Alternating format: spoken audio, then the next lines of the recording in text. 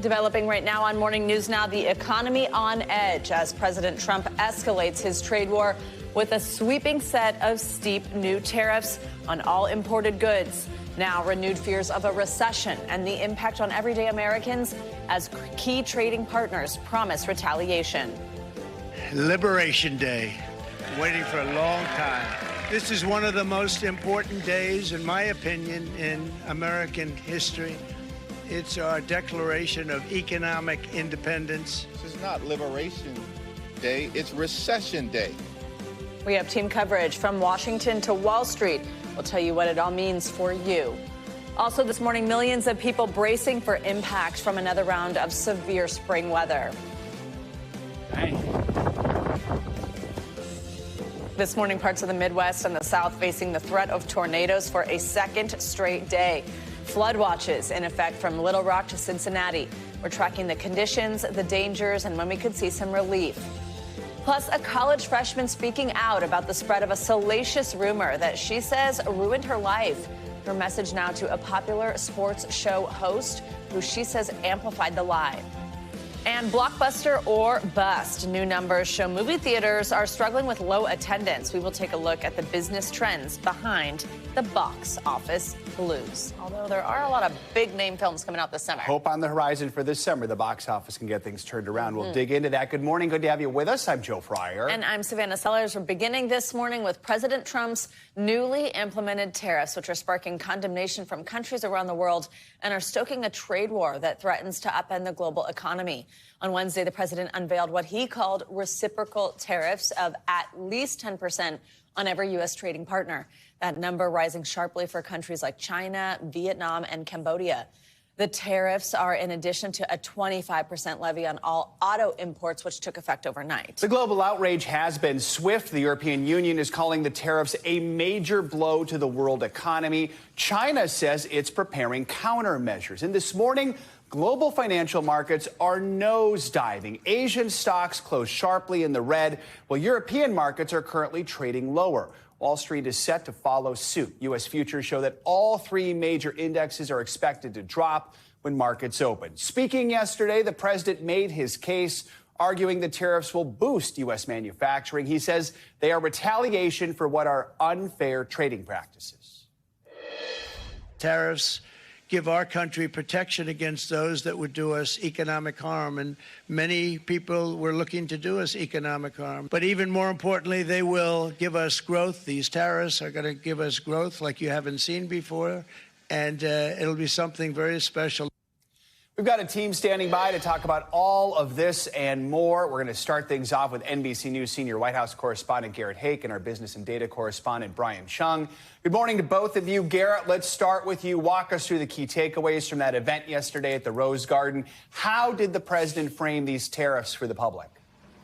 Well, Joe, the president was surrounded by some of the blue-collar kind of industry workers that he thinks could benefit from this program. He cast this as an issue of fairness in the global economy. It's part of what he believes is a necessary effort to try to bring back manufacturing that in many cases hasn't existed in the United States for decades. He believes, and has believed for the entirety of his public career, that the United States has been taken advantage of by trade partners around the world. And through this broad and in many cases staggeringly deep application of tariffs on those countries, he can convince businesses to move back to the United States and create a renaissance in industries that haven't often existed in the U.S. in recent memory. Here's some of how he cast this announcement yesterday. Listen to this. This is not full reciprocal. This is kind reciprocal. But what we do is we cut it in half. We charge them. My answer is very simple. If they complain, if you want your tariff rate to be zero, then you build your product right here in America, because there is no tariff if you build your plant, your product in America.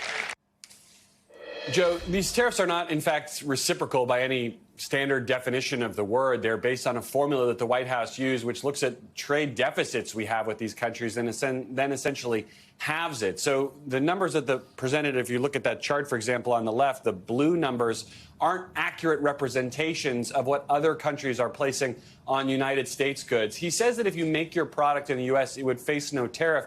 That is true, but remember that in this case, the baseline for any imported good from any country based on this order is 10%. So no matter how low the trade barriers might be in another foreign country for the goods that they send to the U.S., those goods will too face a 10% tax, which is paid by you and me when we purchase those items. Ryan, let's bring you in here. What do we know so far about other countries now retaliating in response? What's the impact going to look like? Well, I think the biggest one is China, because not only were there the reciprocal tariffs, as the Trump administration is branding it, on the country, but that stacks on top of the 20% tariffs that were already in effect prior to yesterday afternoon's announcement. So that would take the effective tariff rate on China to 54%. That will be really impactful for trade between the U.S. and China, which, by the way, are the two largest economies in the world. China hitting back very forcefully overnight, saying that, quote, the U.S. claims that it has suffered losses in international trade and uses the so-called, and they put this in air quotes, reciprocity as the reason to raise tariffs on all trade partners. This approach disregards the balance of interests achieved through years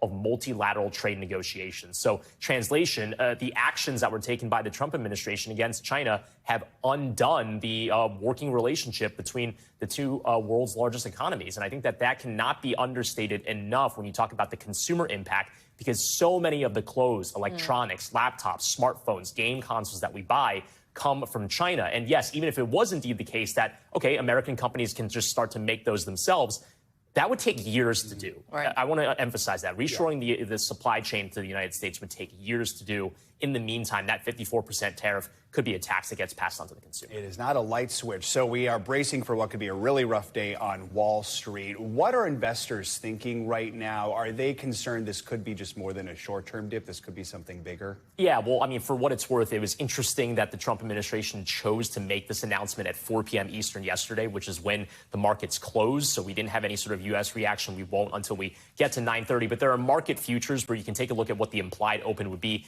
and it does not look good at all. The implied open on the S&P 500 as well as the Dow Jones Industrial Average now down over 3%. And after we saw the international markets in Japan, for example, markets sold off by more than 2%. European markets also having a rocky day as well. It could be a bad day on Wall Street today as well. Garrett, just real quick, we want to switch gears. We have to ask you another big story this morning. Elon Musk's time as a special government employee running Doge could be coming to an end. What do we know at this point?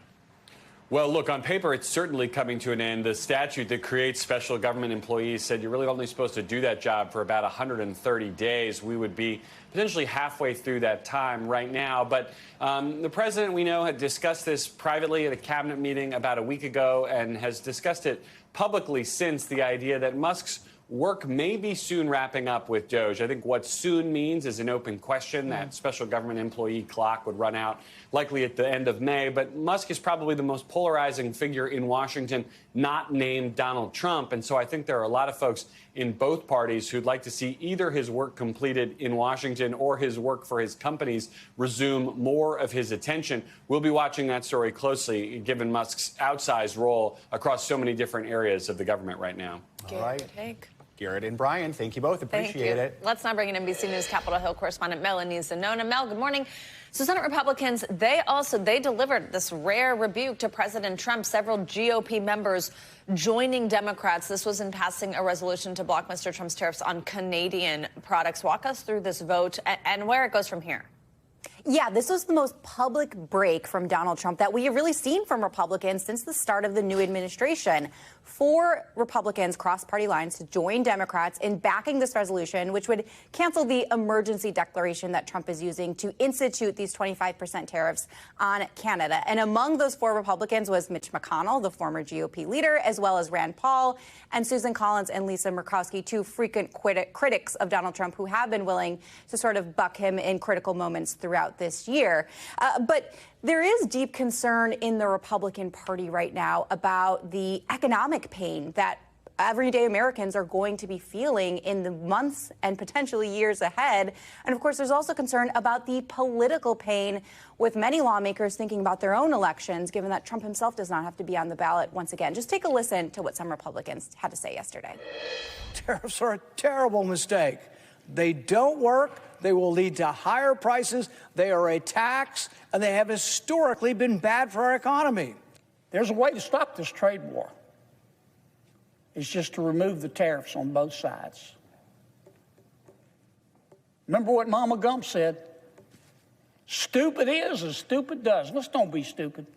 Now, what's notable about that last senator there is that actually he was not one of the Republicans who supported this resolution to object to the tariffs. So even though there is a lot of uneasiness in the Republican Party about the idea of a prolonged trade war, most of them sticking by Donald Trump. And to that end, this resolution expected to go nowhere in the GOP-controlled House. So, Mel, lawmakers keeping busy on the Hill beyond tariffs. Senate Republicans released a budget plan yesterday that would pave the way for new tax cuts, in addition to making President Trump's 2017 cuts permanent. Tell us more about that.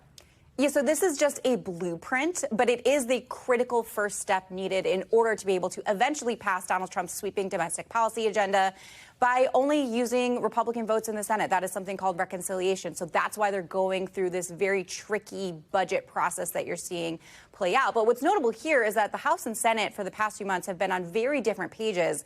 But following a key meeting with Donald Trump yesterday, that they emerged and had a compromised budget blueprint they released yesterday. That is going to be on the Senate floor tomorrow night. Potentially it could be an all-night situation. And then the House is going to try to vote on it next week. But again, this does not actually spell out any policy. It just outlines the goals for spending cuts and for spending when it comes to taxes. So they are saving many of these much more tricky fights, like how to actually cut that spending, for later in the process. Mel, a key vote could take place today for President Trump's nominee for administrator of the Centers for Medicare and Medicaid Services. This is Dr. Oz, former talk show host. What could we expect there? Are there any hurdles standing in his way? He is expected to be easily confirmed later this afternoon. He advanced out of the committee last week along party lines, and he most recently picked up a support from Republican Josh Hawley, who initially had some concerns about his past stance on abortion and his past stance on transgender care for students. But Hawley says he has received some new assurances from Dr. Oz, essentially all but guaranteeing that he will be on a glide path to confirmation later today, guys. All right, Mel, thank you so much. Boeing CEO was grilled by lawmakers on Capitol Hill yesterday. He was in the hot seat testifying about how the company is addressing ongoing concerns over the safety of its planes. It was Kelly Ortberg's first hearing since he became CEO last year. He acknowledged the company made serious missteps in recent years when it came to manufacturing. He also defended Boeing, saying it has made sweeping changes to the people, the processes, and the overall structure of the company. Mr. Ortberg, what can you say here to the millions who will board a Boeing plane this year, to the millions who will put their children on the plane? And I suspect every member of this panel fly Boeing planes every single week.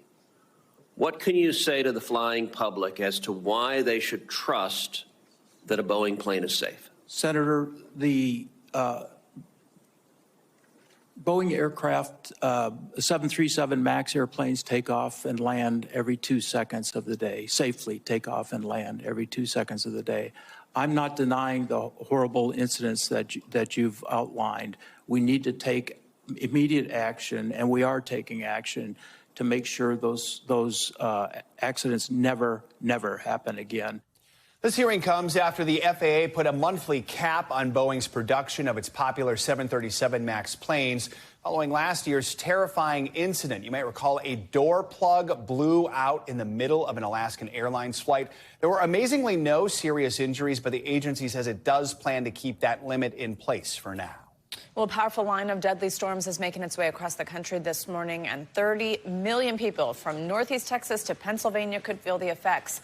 This storm system has spawned massive tornadoes like this one that touched down near Lake City, Arkansas. That's in the northeast part of the state. To the north in Indiana, emergency crews had to rescue a woman from this warehouse after it was reportedly hit by a tornado. And in Missouri, another line of tornadoes flipped vehicles, destroyed homes, knocked out power to tens of thousands of people. And in Kentucky, a church was severely damaged by the powerful storms. That is where NBC News correspondent George Solis is this morning, joining us live with more. George, good morning. What is it like there this morning? What can you tell us you're seeing? Hey, good morning, Savannah and Joe. There is a little bit of rain here, and that is obviously a big concern as part of this 1-2 punch. You had the threat of tornadoes last night. Now you have more rain, which could increase that threat for flash flooding. Here in West Paducah, outside of the Christ Community Church, I want to show you what appears to be the work of an apparent tornado. Take a look. You can see right here some of the cinder blocks that were tossed around, and take a look at that. That's a piece of plywood that went right through the roof, but that doesn't really give you the full scope of the damage here. I want you to see this right here. Take a look at the roof here. You can see it is split in two here, almost a perfect line that is cut through, and you can see some of the truss there of the roof. The good news here, there were no church services. They actually made sure that there were no services here yesterday, so no one was here. But again, the damage is apparent. The church posting on Facebook a message of gratitude and obviously somber tone because of what happened here. But they, of course, are looking forward to rebuilding and, of course, outreach from the community, given the magnitude of this. And elsewhere in Kentucky, unfortunately, we do know of an incident outside of a church where it appears at least 4 people may have been injured. This, of course, brings the total, when you talk about this whole region between several states, about 10 injured and at least 3 confirmed fatalities, 2 in Tennessee and 1 in Missouri. That number, of course, could shift as we learn more, especially as the sun starts to come up here, about the devastation of this once-in-a-generation type storm that, again, not only brought some tornadoes to the region, but now here, particularly in Kentucky, we're concerned about the days of rain and how that could impact the rivers here. We were actually in downtown Paducah yesterday where we saw some of that concern of the river there. Luckily, there is a flood wall there, guys, so that should keep the town safe. But nevertheless, we are far from done with this weather event. George, just big picture. I mean, we've got 30 million people under the threat of severe weather now this morning. What are some of the other parts of the country where folks are concerned right now? Right, so you still have a lot of concern here in the South and in the Midwest. I mean, we saw some of that rain in Chicago, which led to some flooding. You had some ice storms up in the Midwest as well. But again, when you're talking about what's coming in the next several days, we're really looking at states down here in the South where that rain is just going to keep falling through the weekend. And of course, again, that big concern about that flash flooding. Fortunately, it seems, at least for now, the threat of tornadoes is moving out of here. But nevertheless, obviously, as we look at some of the damage here, there's going to be a lot of cleanup ahead, guys. All right, George Solis, stay safe. Thank you very much. For a closer look at the severe weather, let's check in now with your Morning News Now forecast. Angie Lastman's here in studio covering it all. Hi, Angie. Good morning. Hi, guys. Good morning. George is exactly right. We've got multiple more days of kind of threat weather impacts for us all over essentially the same region that's been dealing with this system for the past day or so. So let's give you the lay of the land of what we're starting with this morning. It's been an active morning. This really robust line of thunderstorms continues to work its way to the east. We've seen some improvements when it comes to the watches expiring in some spots. It's a whole lot smaller, that tornado watch, than it was, say, a couple of hours ago. So that doesn't mean that we won't have the threat through the day today. You can still see that there's quite a lot of active kind of thunderstorms right along that leading edge. But we're going to still be looking at all the ingredients there, again, over some of those same spots for us to see this ramp back up, specifically into the afternoon hours and into the evening hours.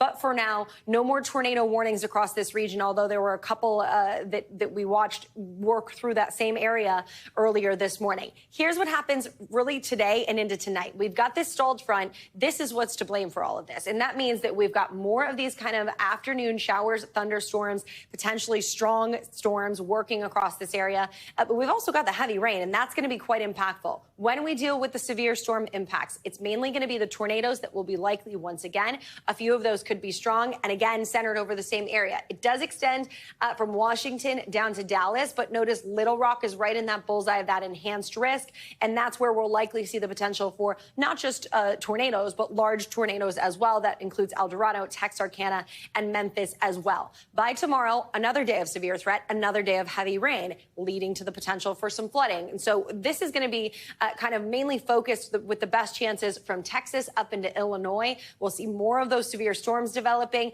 This time, that same bullseye of the enhanced risk is over Little Rock, but it does include Evansville back down to San Antonio for us to see tennis ball size hail, as well as those damaging winds. And of course, those EF2 or higher tornadoes. The risk is a lot smaller than it was yesterday, but still it is not zero, and it's going to be there again over that same region. That last surge of moisture starts to work in by the time we get to Saturday. So again, this is why we're so concerned about the flooding. We're still going to see the risk for severe storms on Saturday, now focused a little farther to the south, but the flooding concern will last through the weekend. We've got 38 million people under these flood alerts right now. Notice where those flash flood warnings are. from Nashville, Memphis, Indianapolis, Detroit. The river flooding is going to be a big concern, and this is likely going to be the biggest impact from this.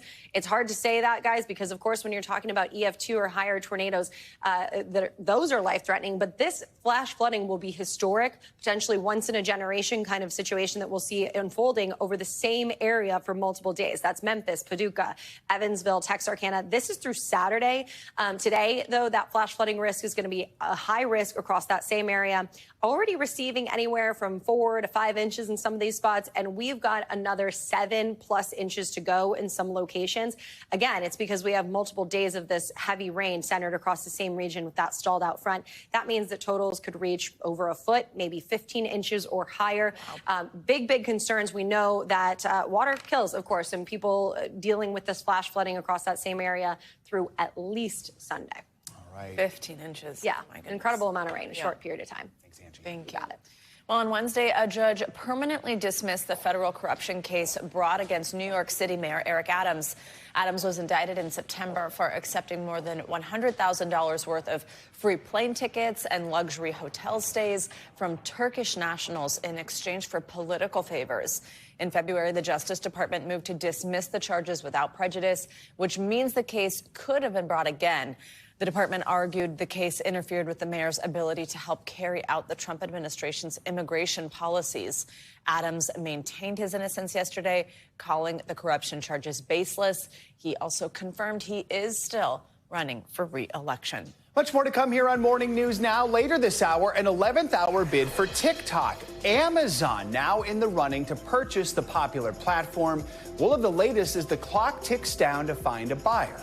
Up first, though, crisis in Gaza. Evacuations underway as Israel expands its ground operations. We'll be right back.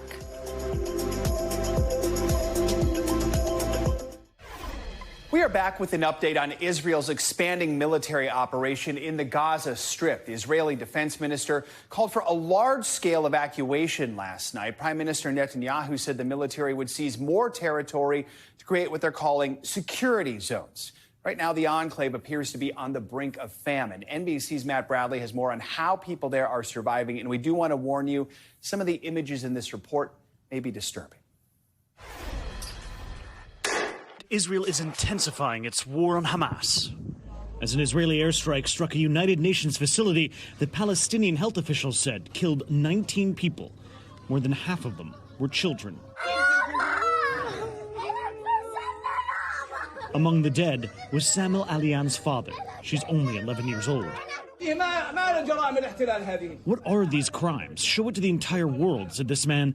This is a 1-week-old baby girl.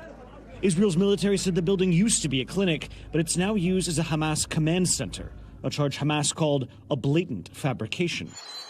As Israel expands its fighting, its war goals are shifting. The country's Minister of Defense said this latest offensive aims to capture extensive territory. The families of the remaining hostages in Gaza said they were horrified by this announcement and demanded that Israeli officials focus on a negotiated deal with Hamas. But hours later, Prime Minister Benjamin Netanyahu echoed the new priorities, announcing that Israel's army is seizing yet another roadway that bisects the enclave. In the Gaza Strip, we shifted gears, he said. We're increasing the pressure step by step so that they will give us back our hostages. But much of that pressure falls on Gaza's civilians. It's been a month since Israel cut off all humanitarian aid to the enclave, including food. A move Israel said was also aimed at pressuring Hamas to free the hostages. Food for families increasingly scarce. Mohammed is 7 years old. I want to eat meat and rice, he says. All of the bakeries supported by the United Nations were forced to shut. This soup kitchen was one of Gaza's largest, in which tens of thousands depended, now down to just a few pots. Fresh water is scarce, people here say, and so is cooking gas. For many, Israel's constant bombardments are only one danger.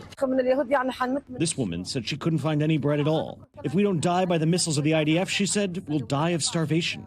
Roba al-Halabi said 2 bags of bread aren't enough for her family of 10. The demand is so severe, she said, fights are breaking out on the bread lines. Israeli officials had said Gaza has plenty of food. The UN called that claim ridiculous. You know, WFP doesn't close its bakeries for fun.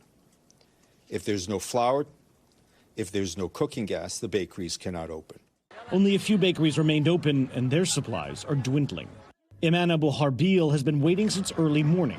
She still hasn't gotten bread to feed her young child. Our life is harsh, she said. I swear we'll be famine and people will eat each other. Matt Bradley, NBC News. We now want to return to our top story this hour, President Trump's announcement of sweeping tariffs on all imported goods. Under the plan, the European Union will face 20% tariffs, and in China, 34% will be added to the existing tariffs, bringing that total to a whopping 54%. It also includes a baseline 10% tariff on all countries except Canada and Mexico, which will not face additional tariffs beyond those already announced. The president of the European Commission said in a statement the global economy will massively suffer, adding that the consequences will be dire for millions of people around the globe. For more on the international reaction to these tariffs, let's bring in NBC News international correspondent Molly Hunter.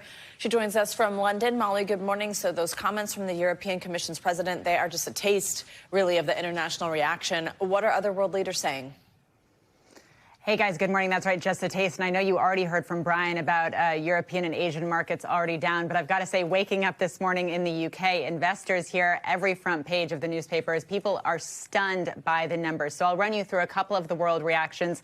Here in the UK, no word on immediate retaliation from Prime Minister Keir Starmer. He said we should react with cool and calm heads. Now, in Japan, the largest overseas investor in the U.S., you guys, the Prime Minister called the tariffs, quote, extremely regrettable. No talk of retaliation yet, but he did say that his government was trying to impress on the United States administration that Japan is helping the United States to industrialize again. I'll run through a couple more. In Australia, of course, a very close ally of the United States, Prime Minister Anthony Albanese said this is not the act of a friend, but he said his country would not join in retaliatory tariffs, vowing Australia would not join a race to the bottom that leads to higher prices and slower growth. And finally, China, of course, which was in the chart that you guys just showed viewers at the top right there.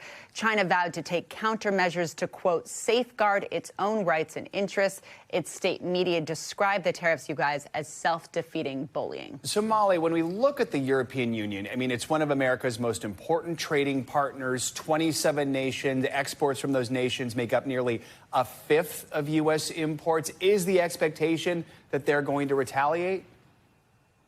Yeah, huge impact. And actually, EU Chief Ursula von der Leyen held a very early morning press conference this morning. Take a quick listen to what she said, and I'll talk to you afterward. We are prepared to respond. We are already finalizing the first package of countermeasures in response to tariffs on steel. Europe has everything it needs to make it through the storm. We are in this together. If you take on one of us, you take on all of us.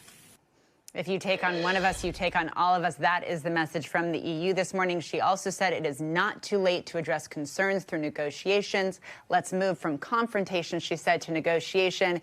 Now, we've heard from almost all of the EU bloc prime ministers this morning. In Italy, for example, we heard that Giorgia Meloni, the prime minister there, said the EU should work in every possible way to avert a trade war. We also heard from her office that she has cleared her schedule today to focus specifically on this. And I'm sure she's not the only one, you guys. Yeah, Molly, Mexico and Canada, they were spared from this round of tariffs, but they've already undergone lots of back and forth with the Trump administration since Inauguration Day. How are they responding this morning?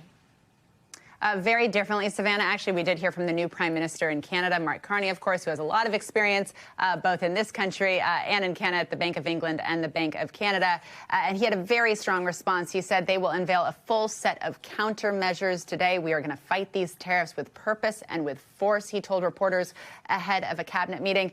A slightly different tone down south. The Mexican president says she did not plan to implement tit-for-tat tariffs. Her exact quote, you guys, it's not about tit-for-tat, but about what is best for Mexico and how to face this situation. Of course, watching those two countries very closely as well on your side of the Atlantic. Yeah. All right, Molly, thank you so much. Well, coming up, harassment and heartache for a college student who says her life was ruined by a rumor. Do you know why the rumor started? No clue. No clue. I had zero knowledge of this. When we come back, her exclusive TV interview with NBC News as she looks to fight back in court. You're watching Morning News now. We're back with an NBC News exclusive. The college freshman at Ole Miss, whose life was turned upside down by an internet rumor about her, is speaking out in her very first TV interview. NBC News senior national correspondent Tom Yamas spoke with Mary-Kate Cornett about the horrific experience and the harassment she says that is still ongoing weeks later. Having the entire internet, half of the country hating you and calling you disgusting things, telling you to kill yourself, telling you that you're a horrible person, that you deserve to die, that's a really hard thing for a girl to go through. In her first TV interview, Ole Miss freshman Mary-Kate Cornett told me how she became famous on the internet and social media in the worst possible way. In February, an online rumor went viral, claiming an Ole Miss sorority sister slept with her boyfriend's father. Then, someone attached Cornett's name and photo to it. Do you know why the rumor started? No clue. No clue. I had zero knowledge of this. This disgusting rumor was a top trending topic on Twitter. Within 2.5 hours. Later that night, around 7 p.m., I was #1 trending in the United States. I felt so helpless and so alone because so many people were hating on me for something that I had no idea anything about. I mean, I'm a very normal person. Just like any teenage girl, I care about what people think about me. I mean, any teenage girl can relate to that. Cornett's phone number was also shared online. She was overwhelmed with harassing texts and voicemails. I was having thousands of calls come through, thousands of texts coming through, calling me a whore, calling me a slut, telling me I deserve to die. When you look back at the last 5 weeks, is there one moment that sticks out for you? With myself, it would probably be at 3 a.m. when I was throwing up while holding the phone with all of the texts on it. Just saying how horrible of a person I was and that I should end my life. All because of an internet rumor? All because of an internet rumor that has zero truth to it. Zero. Cornett says she could barely leave her dorm room, had to switch to online classes. Someone even sent police to her mother's house in a fake 911 call. Some Ole Miss frat bro. Yep. Sure. Okay. Had a KD girlfriend. Soon, the rumor was picked up by ESPN host Pat McAfee, though he didn't use her name. This is what is being reported by everybody on the internet. Dad had sex with son's girlfriend. Has anyone apologized to you? No. No. They have not at all. I want these famous people to know that I was not famous before this. I'm not a public figure that you can go talk about on your show to get more views. I'm not. Sorry. Nobody knows who I am, or nobody did know who I was. But them pressing this and pushing it farther made my situation so much worse. Because the people who were talking about it are the people that I would want to take a picture with if I saw it in public. They're people that I watched. Pat McAfee, ESPN, that's on my living room TV every single night. That's gotta hurt that he's talking a bit that way. It does, because I used to look up to these people, and now these same people are making me feel worthless. Yeah. And that I'm just a joke. ESPN and Pat McAfee declined NBC News' request for comment. Cornett says she hit rock bottom when she realized her name would forever be linked to the rumor spread online. I don't think that these boys realize what they're doing to people. It's awful. It's awful. And having your life ruined by people who have no idea who you are is the worst feeling in the world. It makes you feel so alone. Cornett now wants justice. Her lawyer says she's been defamed and is a victim of cyberbullying. The rumor is false. People promoted it without looking into it.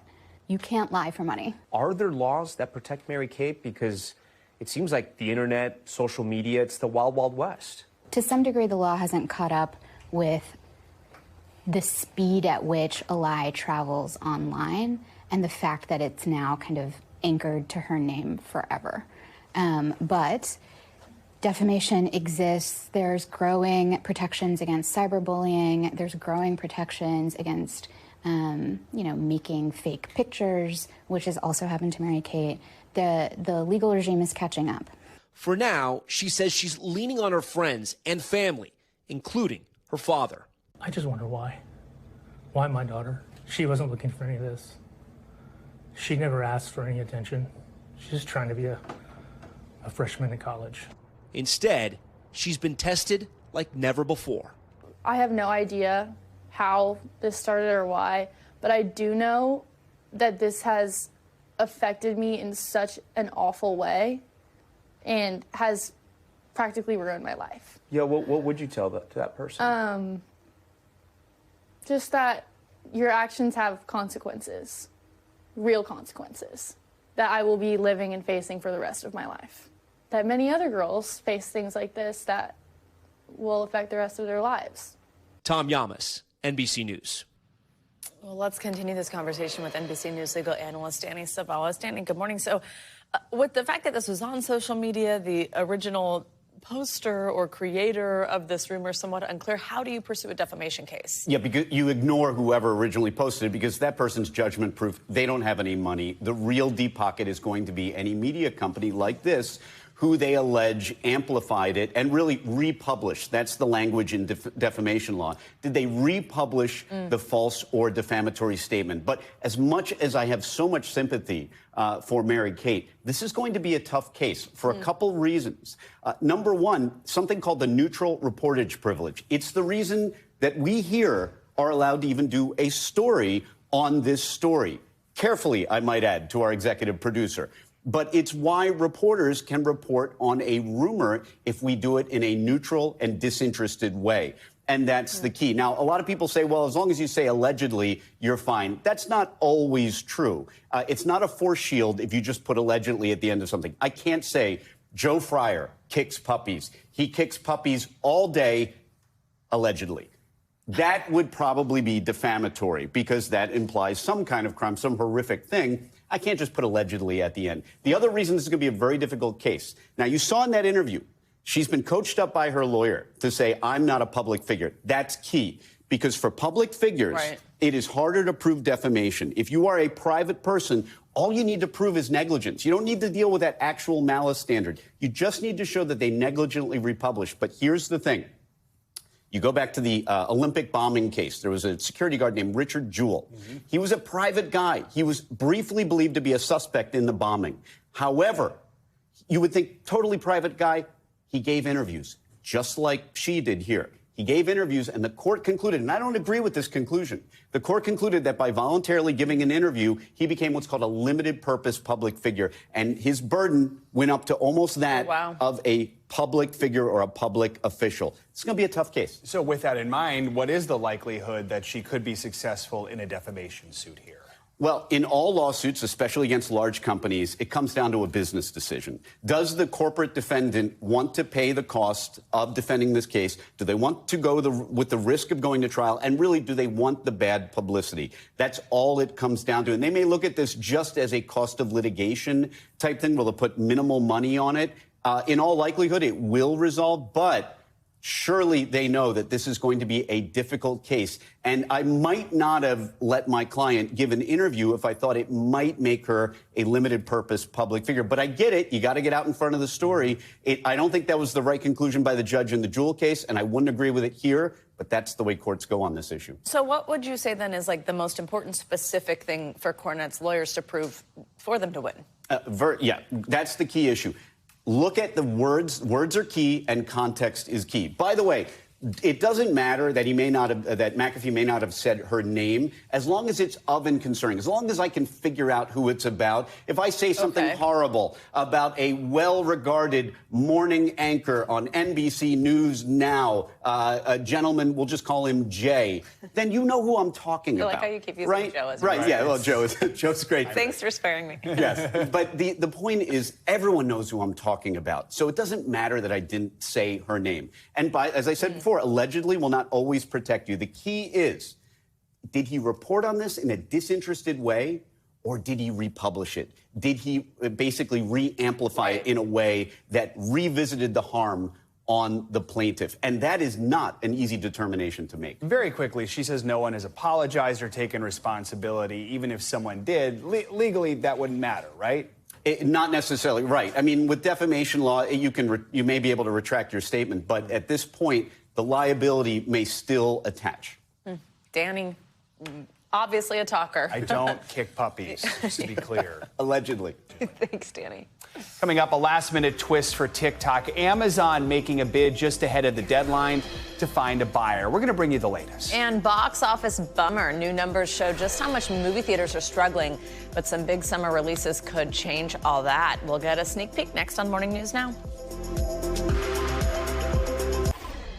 We are back with a look at the drop in ticket sales at U.S. movie theater box offices for the beginning of 2025. One investment firm says in March alone, theaters nationwide posted a 50% drop in revenue from the same time last year. Now, some experts blame a weak lineup or changing trends since the pandemic. However, others expect that sales may spike in the coming months when studios release their highly anticipated summer blockbusters. We're talking movies like Superman. For more on this, let's bring in entertainment journalist, pop culture expert, and friend of the show, Brian Balthazar. Brian, good to have you with us. So audiences don't seem super interested in what the studios have offered so far. Is there anything else behind the declining ticket sales? Well, like you said, I think a lot of people just aren't driven to go to the movies. You know, it's interesting. There's a lot of characters. We've seen them before. I made a joke the other day, a bad one, making a joke about, the Fast and Furious Part 11. Turns out there are 11 parts. They're making the 11th installment right now to air to run next year. Really? Oh, my God. Yeah, there really are. So there are, though, cultural shifts, right? Okay, movie theaters are not competing with other theaters. They're competing with your couch, right? It's very comfortable. And as a result, you're seeing, it used to be that a movie would be in a theater for an average of 90 days. That was pre-pandemic. Now they're in the theaters between 30 and 45 days. So if you're watching what's coming up on one of our segments, they might be, you know what, I can wait a month to watch it at home because I like watching from home and the concessions are cheaper. You're now competing with microwave popcorn versus theater popcorn. That's one of them. So they're really also dealing with economic uncertainty. Like you see here, we don't know what's going to happen in the stock market today, let alone a week from now. Because of all these tariffs, we don't know how our pocketbooks are ultimately going to be affected. And going to the movie theater isn't cheap. So that's affecting a lot of our decisions as to whether just go or wait and stay and watch it at home. And Brian, I know theaters, they're trying here. I mean, we know all about the fancy theaters with cocktails and dinner at your seat, but there's also some other out-of-the-box ideas trying to get people into these theaters. Like, what are they? Right.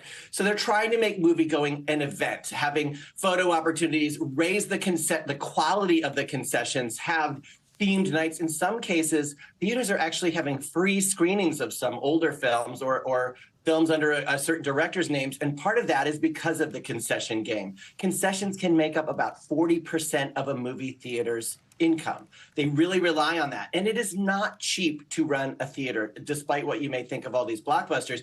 Imagine your heating bill at your home. Now imagine heating several movie theaters. It's a lot of money. So having events, interactive experiences, special concessions, free movie nights, photo opportunities. Sometimes they'll even have directors or actors, if they can get them, performers, writers, events in the theaters to draw people in. Yeah, that's going to be next. Actors have to show up to every theater where their movie is and talk to every single person who goes, and then people will show up. I feel like we talk about this every year because the beginning of the year aren't great movies, but then the summer blockbusters come or the holiday movies come, and then the box office often does catch up. So this year, I know studios like Warner Brothers are really relying on their franchise-heavy summer lineup to try and just bolster their bottom lines. What are some of the films the studios are banking on? Okay, well, they're hoping because school is out and kids kind of rule their parents' wallets sometimes, or at least they try. They're hoping that summer is the time, because it typically is. Sometimes up to 40% of the season can go to summer box office. Fantastic Four has another movie coming out. There we go with the sequel. Superman, as you said, they're hoping that brings in about $1 billion in its initial run worldwide. Minecraft, Zootopia 2, How to Train Your Dragon, Lilo and Stitch, as I said, Superman. So they're really hoping audiences are ready for the optimism of a superhero film like Superman. We will see, but it's always a little scary when you put your eggs in one basket. All right. Brian Balthazar, thanks so much for joining us this morning. Appreciate it. Thank you. Well, yet another big name has submitted a bid to buy TikTok. NBC's Savannah Hanau has that and some other money news. Savannah, good morning. Hey, Joe. Hey, Savannah. Good morning to you. That is right. Amazon is making a last-minute bid to buy TikTok's U.S. operations from its Chinese parent company, ByteDance. CNBC has confirmed Amazon sent an offer to Vice President J.D. Vance and Commerce Secretary Howard Lutnick. That's according to sources. However, they're not treating the bid seriously, given it was submitted just days before the April 5th deadline for ByteDance to reach a deal or face a U.S. ban. CNBC is also reporting AppLovin, that's a mobile technology company, has also made a bid for TikTok. Ford plans to announce discounts across several models. Now, Reuters says Ford is leaning on its healthy inventory to offer customers thousands of dollars off as rivals hike prices to absorb the cost of tariffs. Now, sources say Ford will offer employee pricing to everyone. Ford makes 80% of the cars it sells in the U.S. domestically, but it does face higher cost on imported auto parts. And listen to this, your morning cup of coffee could get more expensive as U.S. tariffs hit one of the world's biggest suppliers, Vietnam. It is the largest producer of Robusta coffee. That's the variety that's used in instant drinks and espressos. Now, coffee prices on the futures markets have already been soaring in the past year on the back of smaller harvests in key growing regions, Joe. Not my coffee, please. I know, just one of many things that could be impacted by all this. Yep. All right, Savannah, thank you so much. You got it. Coming up, you may know her work. Well, now the artist behind these high-profile portraits is getting some well-deserved recognition. Up next, we're going to get an early look at Amy Sherald's first major museum exhibit. Stay with us. Morning News Now. We'll be right back.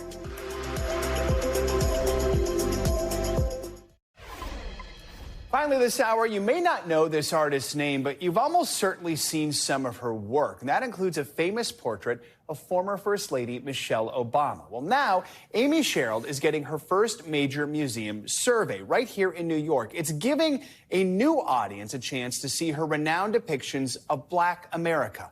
NBC's Antonia Hilton got an early look. More than 40 stunning paintings of contemporary Black American life. Colorful, graceful, and composed. To have this moment in the Whitney, how does it feel? It feels like everything that I imagined. The first major museum survey for Georgia-born artist Amy Sherald, a realist best known for portraits of First Lady Michelle Obama and Breonna Taylor. You know, they can erase the murals, but they can't unpaint this portrait. The show American Sublime solidifies Sherald as living legend. She sees her work as destiny, recalling a museum field trip as a child where she saw a painting of a Black man for the first time. I just remember staying back and looking at that and realizing that that's what I want to do too. As a kid, she found representation in family photographs. It was those photographs that I went back to when I couldn't find myself in art history. How do you select your subjects? I'm looking for soulmates. It's energetic. She meets many by chance, like this cool Brooklyn couple. The skin always in shades of gray to create universality. The portraits displayed lower than most museums. He's looking directly at you. What is he thinking about you while you're standing here? As much as Sherald's work battles erasure, she also wants visitors to feel at rest. I want them to feel the grandeur, the excellence, the beauty. And the splendor. Antonia Hilton, NBC News, New York. I'm adding that of the list of things to see here in New York. That is going to do it for this hour of Morning News Now, but don't go anywhere. The news continues right now.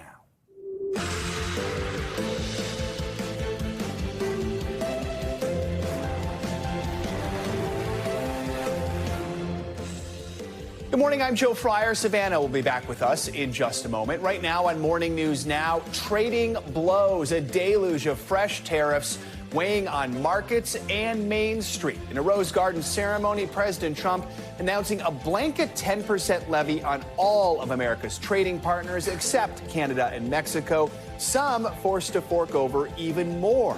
Already several nations vowing to punch back. So what will all this mean for your bottom line? And how is Wall Street reacting? We are watching your wallet. Also this morning, exit strategy? New questions surrounding the political future of Elon Musk. The billionaire's controversial term as a special government employee coming to a close in a few short weeks. But will the White House end up keeping him on the books amid harsh backlash from voters?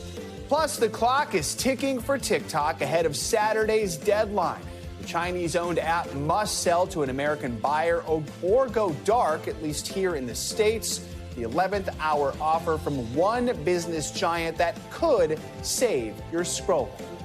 And Supermarket Swap, why savvy shoppers from coast to coast are starting to ditch big-name products in favor of store brands, where you can save a little extra green without sacrificing quality.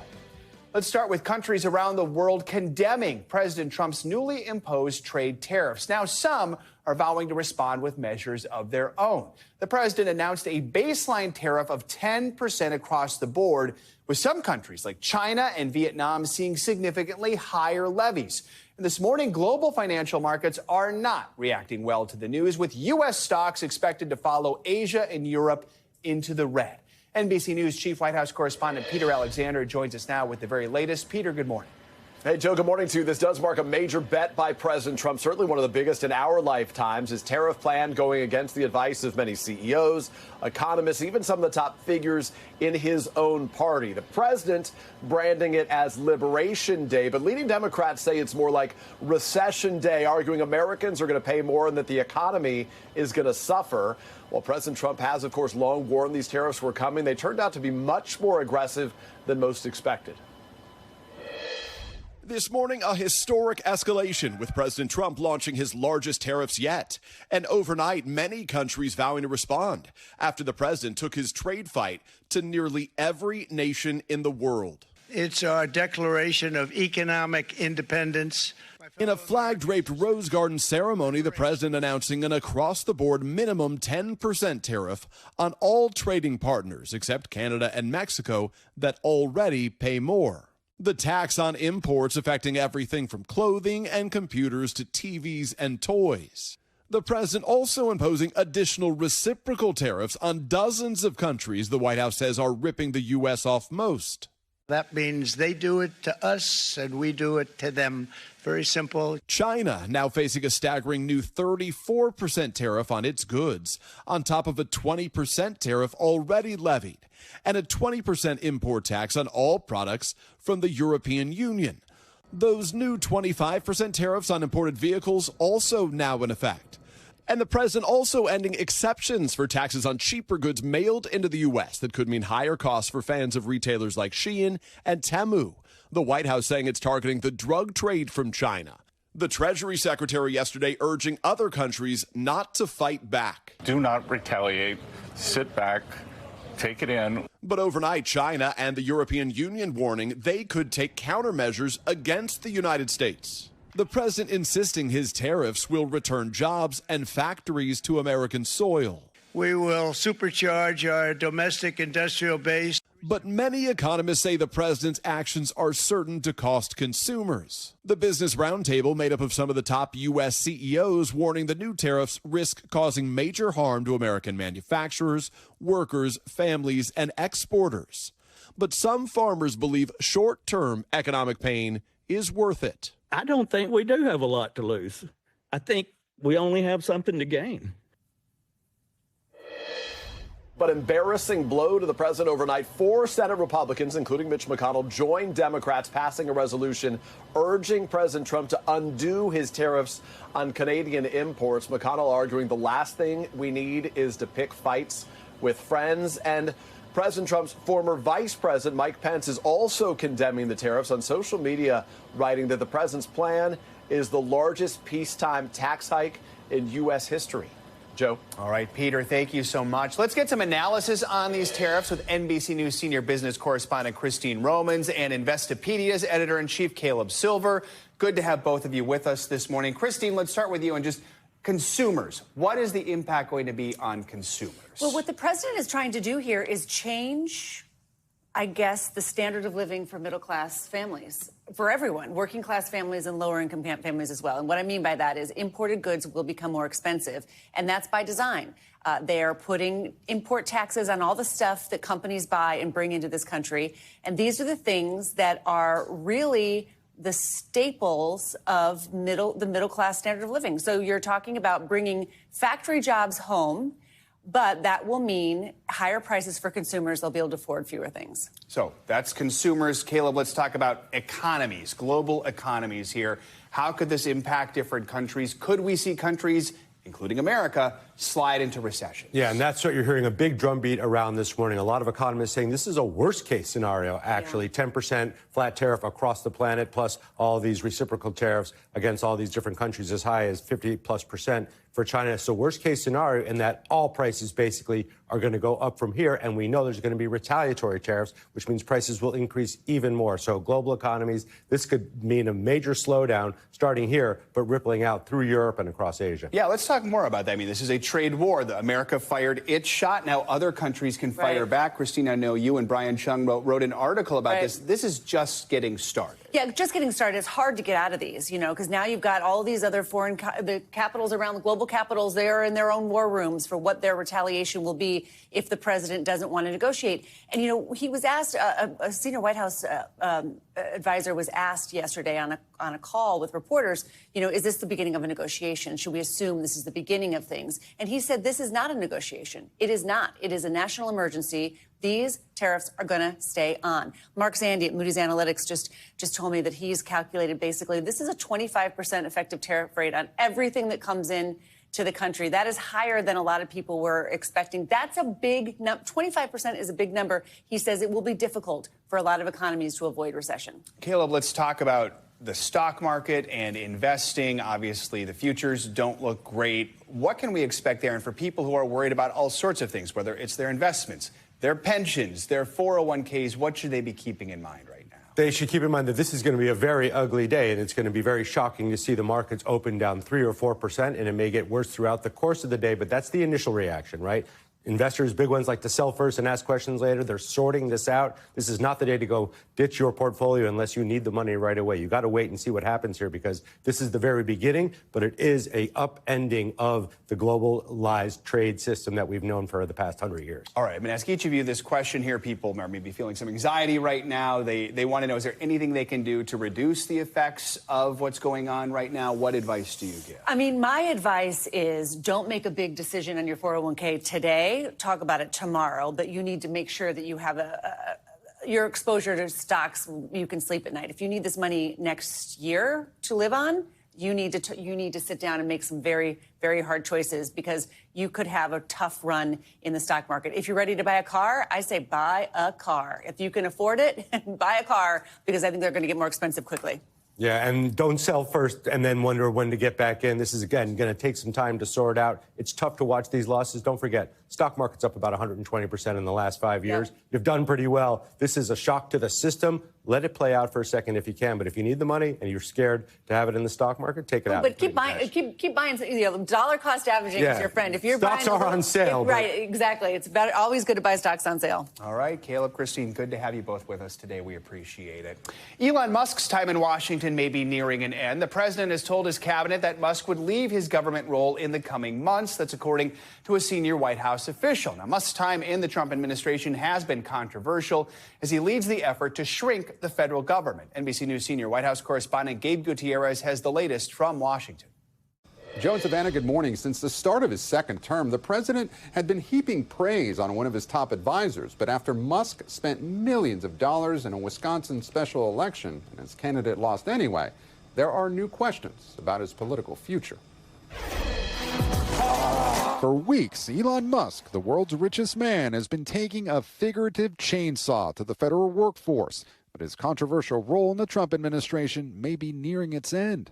I think he's amazing, but I also think he's got a big company to run, and so at some point he's going to be going back. A senior White House official tells NBC News the president informed cabinet members Musk would leave his role in the coming months. There'll be a point at which the secretaries will be able to do this work. Musk, who's a special government employee, is limited by a term of 130 days. That would mean his time would be up in late May.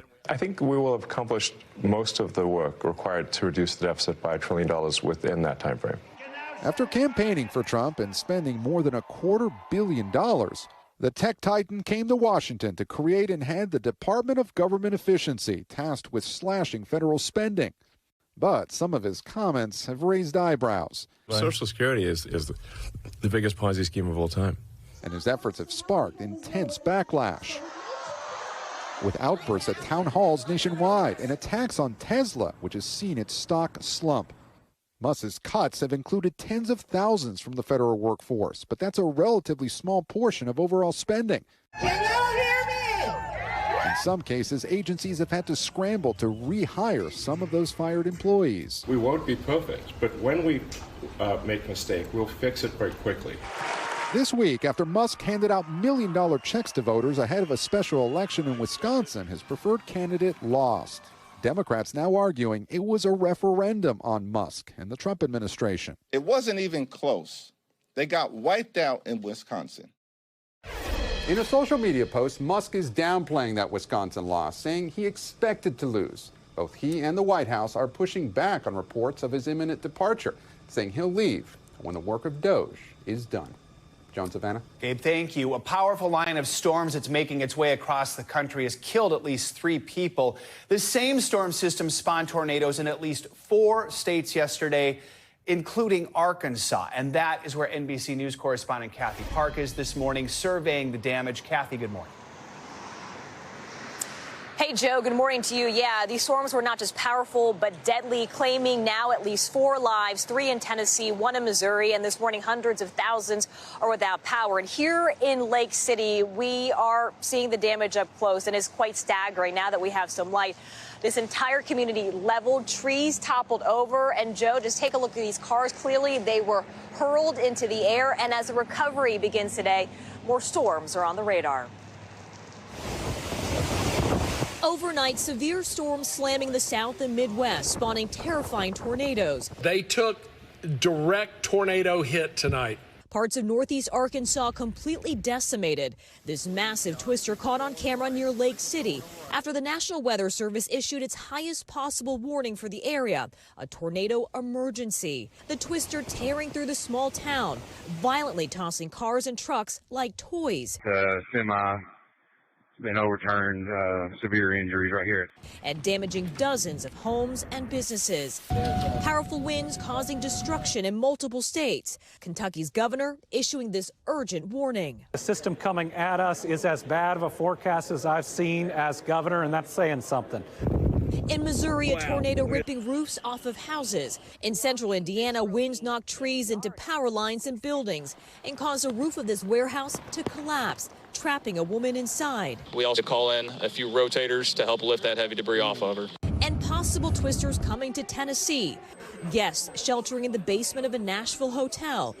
And those twisters are wreaking havoc amid what the National Weather Service termed a once-in-a-generation flooding event, with millions under flood watches today.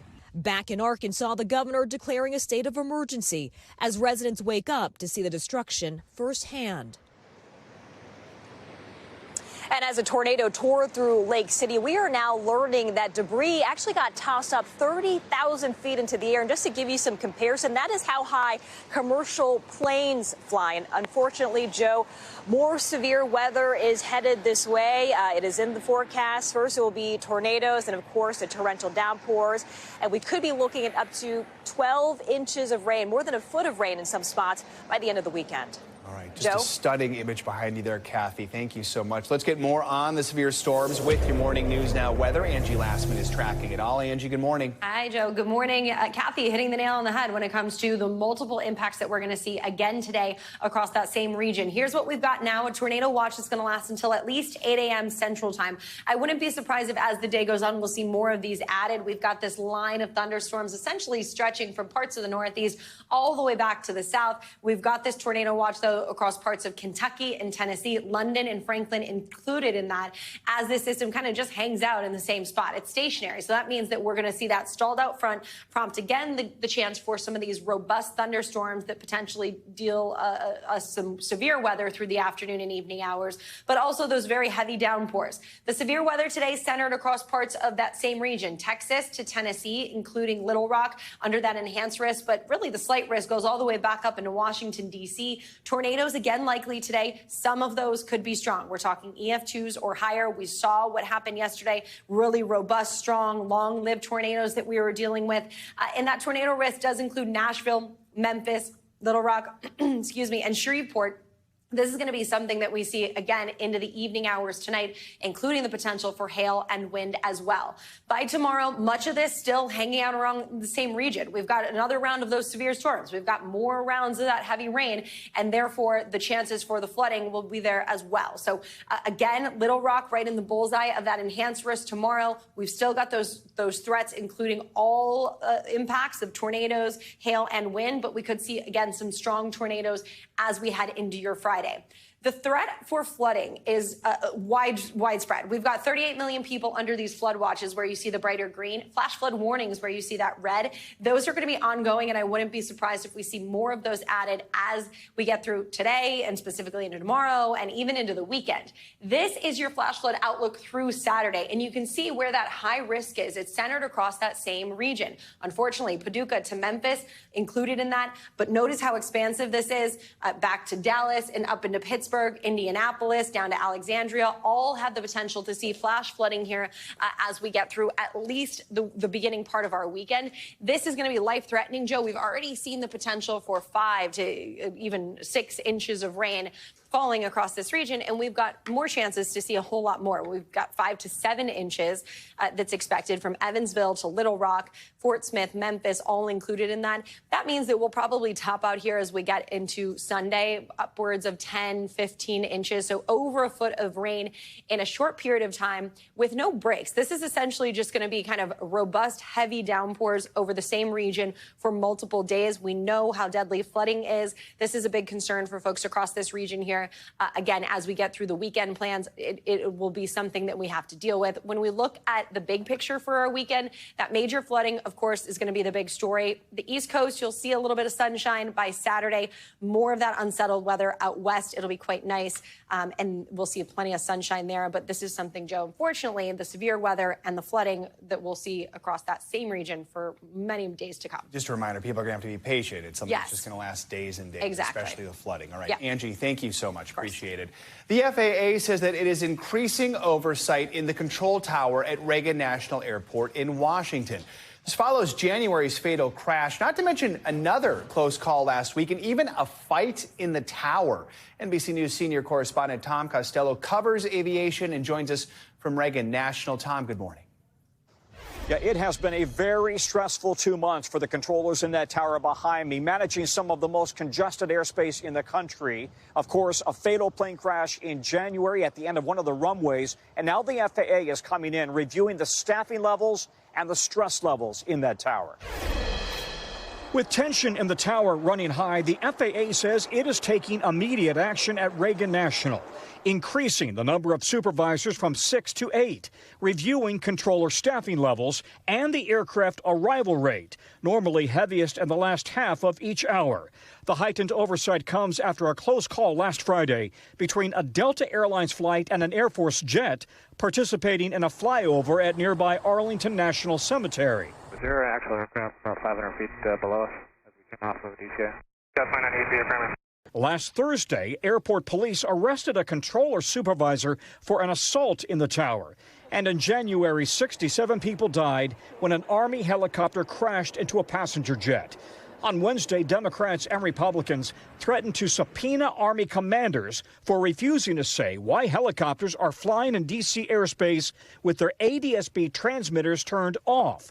ADS-B provides precise GPS location data to the tower and other aircraft. If another Black Hawk helicopter strikes another passenger jet and murders 67 people, because the Army refused to change its policy of turning off ADS-B out, those deaths will be on the Army's hands. The FAA has since ordered all aircraft to keep ADS-B transmitters on in D.C., but national security flights can be exempted. The Army has said it doesn't want flight tracking websites to track its flights. The NTSB found that over a recent 3-year period, there were 15,000 close calls between choppers and planes in Washington. Meanwhile, nearly every airport is short controllers, with many working mandatory overtime. Now the new DOT secretary is urging Congress to spend billions now to upgrade decades-old ATC systems. Our air traffic control system, it's using World War II era technology. Yeah, the FAA is also offering stress counseling, confidential counseling to the controllers in that tower, again, who've had a very difficult few months. To underscore the stress, 35% of the people who go through the academy wash out, 20% quit once they're on the job. So the FAA is very focused right now on trying to offer support to the controllers. Back to you. All right, Tom, thank you so much. Well, this week, the Supreme Court considered a pair of lawsuits that could have a big impact on public health. On Wednesday, those sweet-flavored e-cigarettes, which are popular with teens, were under scrutiny. The justices said the Food and Drug Administration was right when it refused to approve fruit and dessert-flavored vapes from two companies after deeming their products too risky. In a separate case this week, the High Court is considering a bid from South Carolina to defund Planned Parenthood because it provides abortions. Justices heard oral arguments yesterday. The case centers around whether that state can stop Planned Parenthood from receiving Medicaid funds, even for the other services it provides. NBC News legal analyst Angela Sanadella is here to break it down for us. Angela, good morning. So let's start on vapes. The court actually overturned the ruling of a lower court on this one. What were the arguments on both sides? Okay, so the question here was all about the fairness of the regulatory process. So we had these companies who make the flavored liquids that are in these vapes arguing that at first they thought they were going to get approval based on the direction the FDA had given them, and then kind of through the middle of the process there was a switcheroo and they were denied ultimately when they relied on their expectation that they would be approved. But the appellate court here agreed with them and said, yeah, the FDA acted in this arbitrary and capricious manner. The Supreme Court, though, as you noted, did overturn the appellate court by saying that the FDA here has so much discretion, and they found that the FDA had acted sufficiently consistently with their processes, basically saying it wasn't crazy how they acted, it was within the bounds of what could be appropriate. So we're going to say the FDA here is still okay. So what happens now, especially when it comes to these e-cigs? Okay, so there has been kicked back down to the lower court in order to figure out what I believe is a minor issue about whether or not now the FDA, first saying that marketing would be considered and then saying later that it wasn't, was going to be an issue that would overturn this. But overall, the Supreme Court has said the FDA here has a lot of power, a lot of discretion. So I think that means that these cigarettes are not going to be on the market. Let's now turn to the Planned Parenthood case. What could this mean for the future of Planned Parenthood? So I actually think that the justices here are going to land on the side of Planned Parenthood, and only because it is not actually directly about Planned Parenthood. It's actually about whether or not an individual has a right to sue, whether or not an individual has a right to enforce their right under these very specific laws of how you sue under Medicaid. So the overall law is that when state Medicaid programs get federal funding, they have to give the individual the right to choose which provider that they go to. So if they want to go to Planned Parenthood, they can, or if they want to go somewhere else, they can. But the big legal question here is whether or not an individual can actually sue to enforce that right. And pretty clearly, a legal precedent that the Supreme Court has given is that this is okay. Angela Sanadella, thank you so much for walking us through both of those. There's much more to come on this hour of Morning News Now, including some of our neighbors to the north now rethinking trips to the U.S. because of an unpredictable White House. But how is that impacting local economies that thrive on visitors from across the globe? First, after the break, lawyers for the Trump administration heading to court today over last month's controversial deportation flights to El Salvador. How the Justice Department is expected to defend its decision to defy a judge's order to stop those flights. That's next. Stay with us. We're back with the escalating deportation battle over the Trump administration's use of the Alien Enemies Act. It has been using that act to justify deporting alleged members of a Venezuelan gang with no due process. The administration will be making its case in a hearing this afternoon. At issue, whether it violated a judge's court order blocking deportation flights to El Salvador last month. Justice Department attorneys will have to show cause as to why they believe they did not violate the judge's orders when planes continued to land in El Salvador after the order was issued. They claim details surrounding these flights are state secrets. NBC News legal affairs reporter Gary Grumbach joins us now from Washington with more on this. Gary, so first of all, just walk us through these events of March 15th when President Trump invoked this act and what the government's going to be arguing in today's hearing. Yeah, you'll remember, Joe, this all happened really quickly on that Saturday. The lawsuit was filed Saturday morning. At 5 o'clock that night, there was a rare Saturday night hearing, and then planes were in the air. And it all really comes down to timing today in today's hearing. The government contends that when Judge Boasberg made his order to stop all planes heading to El Salvador, to not let them land, that they were already in the air. And that is part of the problem here. At 6:48, he made the oral order. By 7:25, it was online in the docket, and the planes were already out of U.S. airspace. They'd already been removed, and the word remove is a really key part here. The government contends that they did nothing wrong, and the government contends that the president was well within his legal authority to carry out the actions that he did that day. So, Gary, based on how the Trump administration has responded to legal challenges in the past, I mentioned they are claiming their state secrets. How do we think today's hearing will go?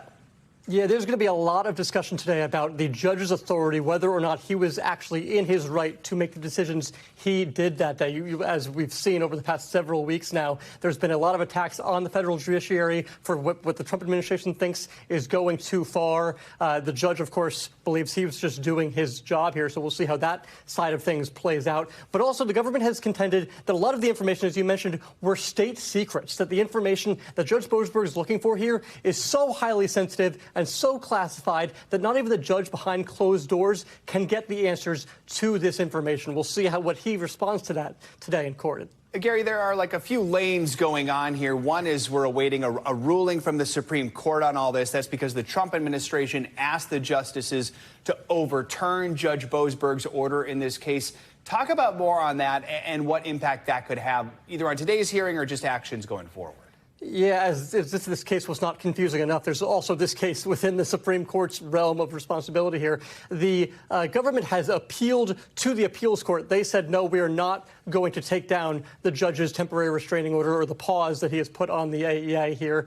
So they went to the Supreme Court. The Supreme Court has yet to rule on this. They very well could rule before 3 o'clock today, before that hearing, but it wouldn't stop that hearing from taking place because, of course, this has to do with whether or not the government followed the orders of this district court judge. It also may not impact next week's hearing in this same case on the actual merits, sort of the heart of the case, which is whether or not the Trump administration legally used the Alien Enemies Act to deport these folks. All right, a lot to keep an eye on today. Gary Grumbach, thank you so much. Thanks, Gary. Well, the U.S. tourism industry is taking a hit as some Canadians are pulling back on their American trips. And they're not the only ones. There are reportedly fewer tourists from Germany and France visiting this year. Many of those travelers say the same thing. They're worried about the unpredictable Trump administration. NBC News correspondent George Solis has the details. Richard Clavet looks forward to Canadian snowbirds coming to Florida every year. They create bond here and friendship. Canadians have filled his motels for the past 35 years, but this year was different. With Canadians right now, we're about 30%. When we should be more like around 80%. So it's a big drop. Canadians led the list of top international visitors in the United States. And the U.S. Travel Association says they've generated $20.5 billion in spending last year, supporting 140,000 American jobs. So even a small drop could have a real impact. We're seeing definitely an increase in snowbirds exploring alternate destinations to the U.S. Stephen Fine, the president of Snowbird Advisor, working with Canadians who travel south for the winter, calls it a perfect storm. There's a lot of uncertainty right now. There's a lot going on. Trump's tariffs and his talk about Canada becoming the 51st state, new entry requirements for those spending more than 30 days here, and the weak Canadian dollar, making a trip to the U.S. expensive. The cost was why Sharon Savoy didn't head south for her usual snowbird trip this year, but she's now holding off because of the politics. I definitely will not be coming to the United States this year. And unless things change, probably not until Trump is out of administration. He's a threat to us, and he's a threat to so many other countries in the world that we value. That concern even seeping into real estate. There's definitely been a noticeable change. Cher Ross, a realtor in Southeast Florida, says about half of her French-Canadian clients have either sold, plan to sell, or are not doing seasonal rentals since Trump's victory.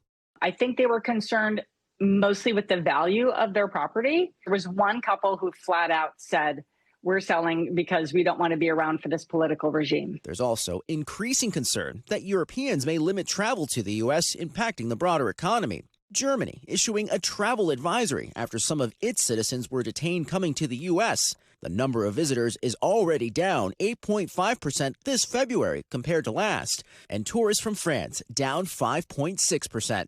Not everybody is changing their itinerary. Travel from the UK is up since last year. And Jacques Girard, a snowbird from Quebec, says he loves Florida. I have a tan. I'm very calm. I do what I want every day, eat where I want. Why would I stay home and freeze my butt off? But will more Canadians give Florida the cold shoulder next winter? This year, very, very few reservations for next year because they're all uncertain. Uncertainty over which direction these snowbirds will fly, with some ending up just a bit further south in Cuba. Great weather, great people. That's why we keep coming back. I think that the people from Canada prefer to go to Cuba than Florida, man, because of Trump. He's, I'm not going to say what he is, but yeah. George Solis, NBC News. All right, coming up, the clock is ticking. TikTok could soon be going dark, at least here in America, maybe, but not if one big tech titan has anything to say about it. The last-minute offer from Amazon. That's next on Morning News Now.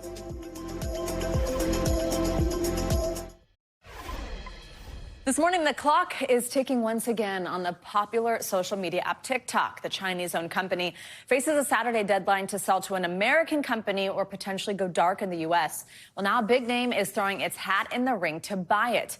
Now, President Trump met with his team in the Oval Office yesterday to weigh TikTok's fate and the multiple new offers on the table.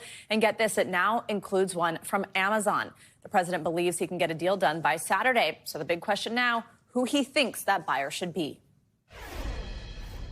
In an 11th hour pitch, e-commerce giant Amazon putting in a bid to buy TikTok. So I think it's a powerful play. I mean, you kind of had to know it was going to be one of those guys, one of the billionaires. The last minute offer, one of many, coming just days before the April 5th deadline for the company to find a non-Chinese buyer or shut down in the U.S. Amazon and its billionaire founder Jeff Bezos have not commented. But a person familiar with the White House discussions tells NBC News the bid is not considered serious because of its late timing, only arriving via a letter this week. But with President Trump still weighing his top choice, there's tremendous interest in TikTok.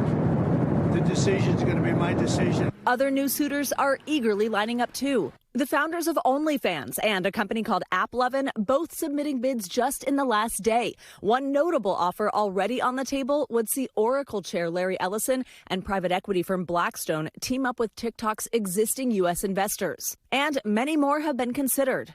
If any of them buy this app, it's over. I'm deleting it because it will not be the same. Back in January, TikTok's 170 million American users saw their favorite viral videos briefly disappear until newly inaugurated President Trump extended the deadline for the company to find an American owner. Vice President J.D. Vance, who has been leading the effort to broker a deal, telling NBC News exclusively in March he believes the final plan will include a distinct American TikTok enterprise. But the current Chinese owner ByteDance has never confirmed any negotiations or publicly stated that it is willing to sell. So for now, the TikTok on TikTok continues. At the root of all this are deep concerns that the app's Chinese ownership poses a national security risk with access to millions of users' personal information. It's something, though, the company has repeatedly denied. Now, questions remain about whether China will even agree to a sale, even a partial sale of the app. However, last week, President Trump said he would consider giving China a reduction in tariffs if they got a TikTok deal done. The big question, though, what will happen on Saturday for users if a sale has not been announced? There's no indication at this point that the app would go dark again. President Trump has clearly stated he wants it to be able to continue operating.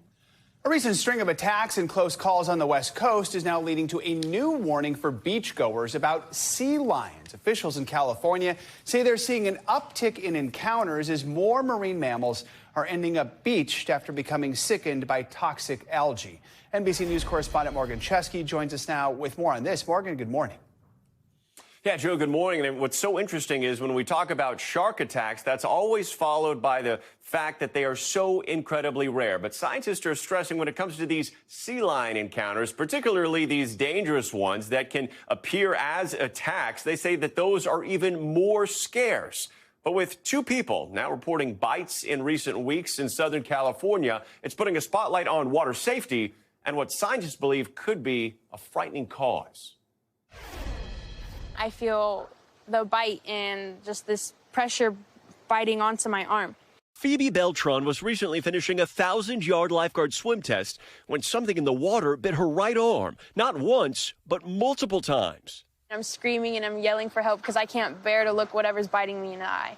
I didn't even want to figure out what it was till after I was on the shore and I was on the sand safe. The 15-year-old stunned when she learned it wasn't a shark, but a sea lion that sent her to the hospital. Her attack following another in neighboring Ventura County, where a sea lion bit R.J. LaMendola while he was surfing.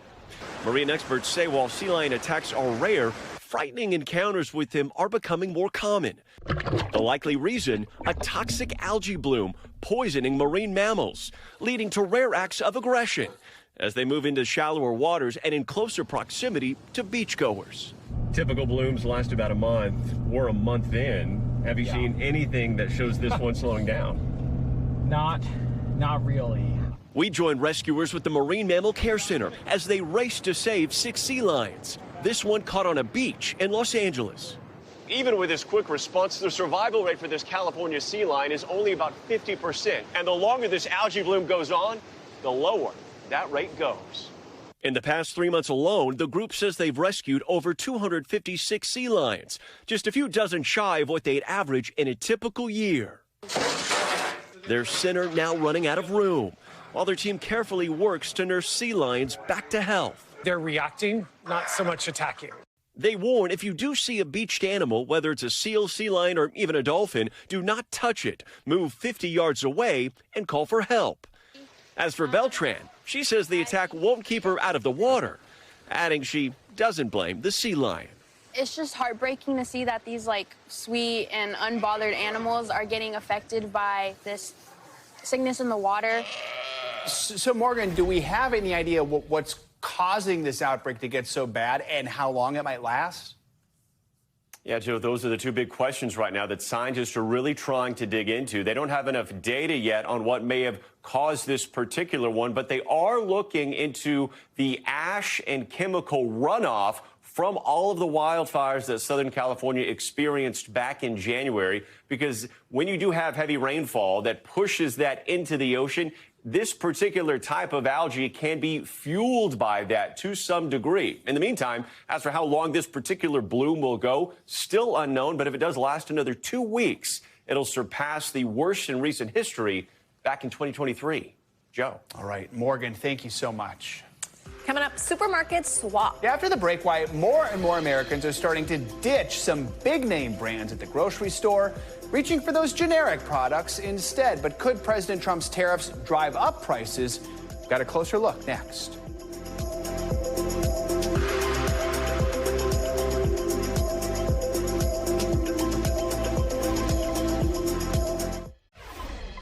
We're back with a look at how Americans are adjusting their shopping habits amid rising costs. So as we've been reporting this morning, of course, President Trump announced a new 10% baseline tax on imports from all countries.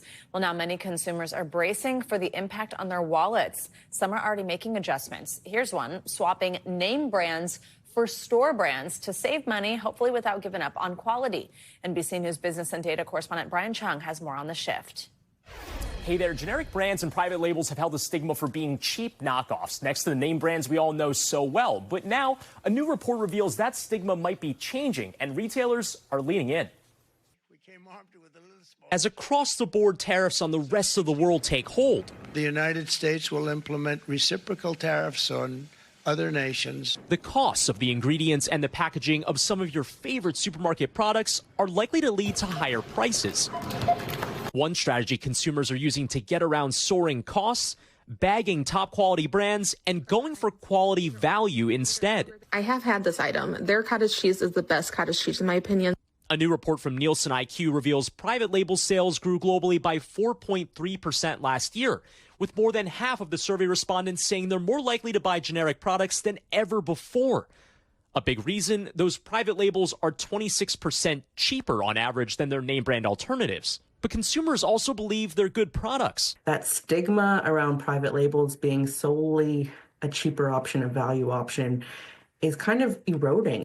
Retailers are noticing and capitalizing on the trend. If you guys are not looking for that Good and Gather brand, I'm telling you, they have some good stuff there. In March, Target announced a partnership with a James Beard award-winning chef to release a new line of frozen foods under their Good and Gather brand. Grocery retailer Kroger recently adding new items like salad kits and Kroger brand tortilla chips. And membership warehouses like Sam's Club and BJ's are expanding their brand labels as well. Costco fanatics literally wearing the Kirkland label on their sleeves. I feel so complete. Retailers repositioning by rebranding those unbranded products. What does that tell you about the state of the consumer? I think it tells us that consumers are more open than ever before to a brand, regardless of where that brand comes from. They're looking for something that meets their needs.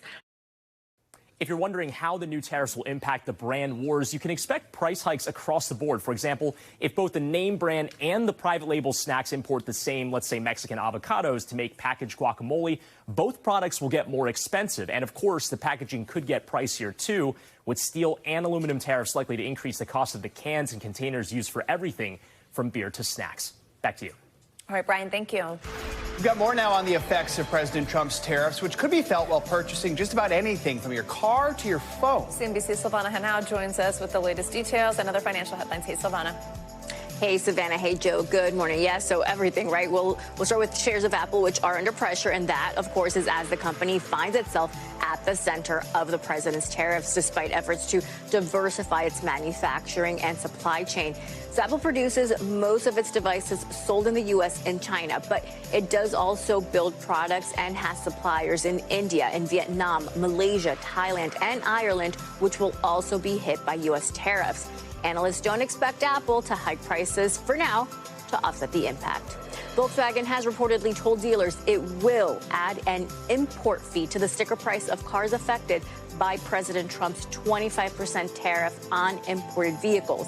The Wall Street Journal says VW has also temporarily halted rail shipments of cars from Mexico and will hold cars arriving by ship from Europe at the ports. Volkswagen is among the automakers most dependent on imports that are sold in the U.S. And the tariff loophole that's boosted online retailers Temu and Shein is ending on May 2nd. So this so-called de minimis exemption allows smaller packages worth under $800 to be shipped from China and Hong Kong duty-free. The exemption helped Temu and Shein explode as they offer huge discounts on products for people willing to wait a week or longer for delivery, guys. All right, Savannah, thank you so much. You got it. We come back cooped up. We're flocking to backyards across America. We'll look at personal chicken coops because of those sky-high egg prices at the grocery store. But is it all worth it? We're watching your wallet next.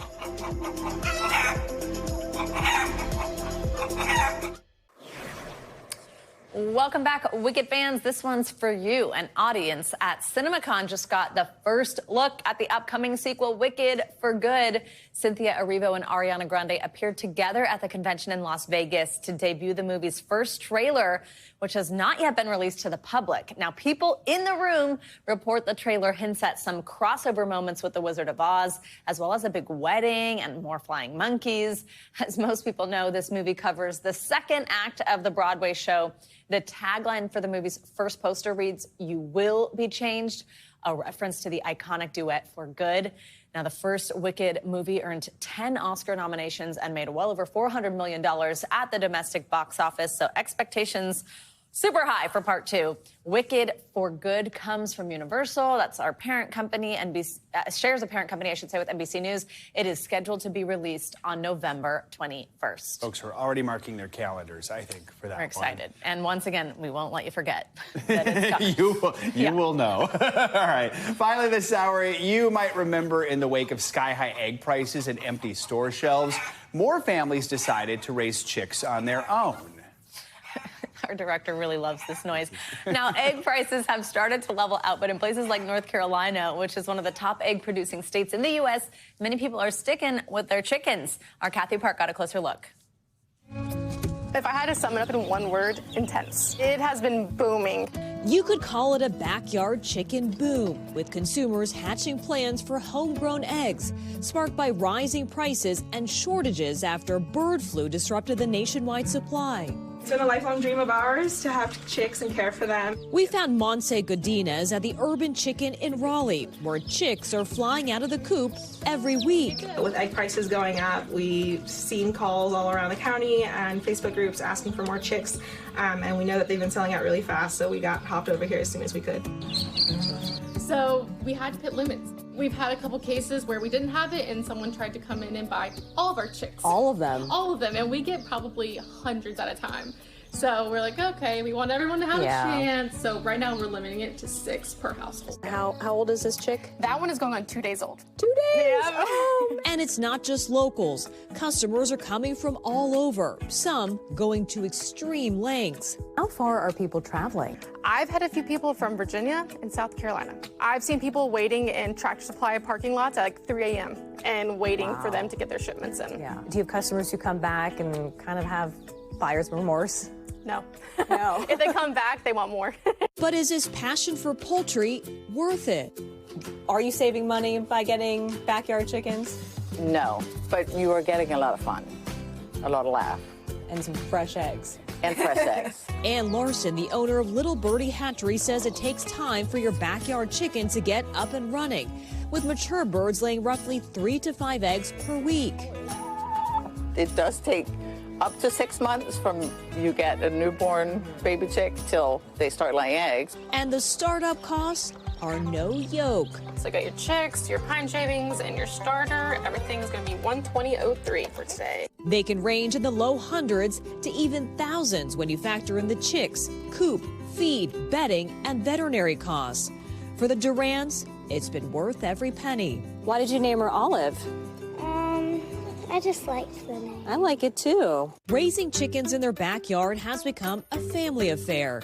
Their youngest, Blair, doesn't mind putting in the work. I clean out the coop and go get eggs.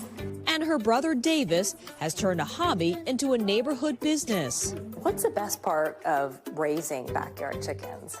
I'd say probably getting all the eggs out and selling them. Tell me how much you're pricing these eggs for. 1 egg would be around 25 cents. Maybe do all silky eggs. Do a variety pack? Did the demand for these eggs go up recently? Definitely.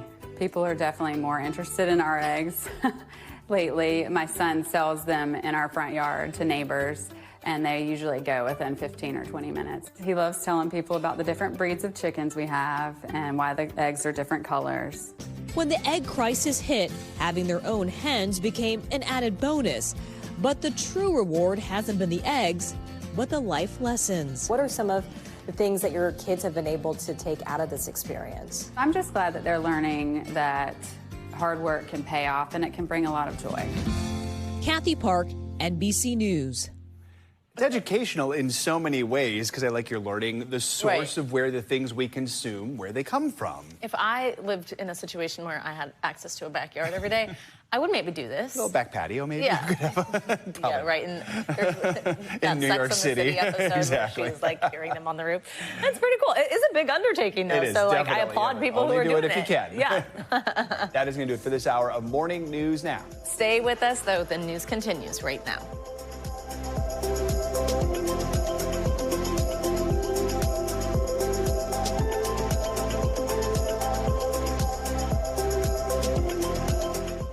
Thanks for watching. Stay updated about breaking news and top stories on the NBC News app or follow us on social media.